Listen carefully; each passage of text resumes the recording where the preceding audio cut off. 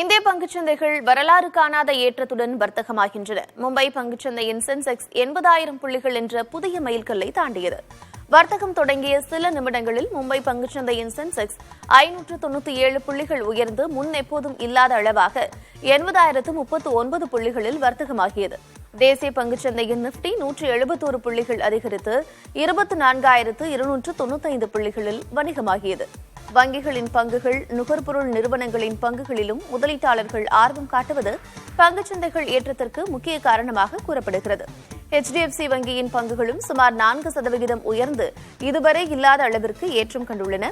அமெரிக்க பங்குச்சந்தைகள் உயர்வுடன் வர்த்தகத்தை நிறைவு செய்த நிலையில் மற்ற ஆசிய பங்குச்சந்தைகளும் ஏற்றத்துடனேயே காணப்படுகின்றன.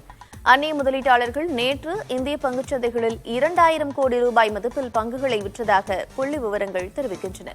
சர்வதேச சந்தையில் பிரெண்ட் கச்சா எண்ணெய் ஒரு பீப்பாய் $86.72 வர்த்தகமாகியது.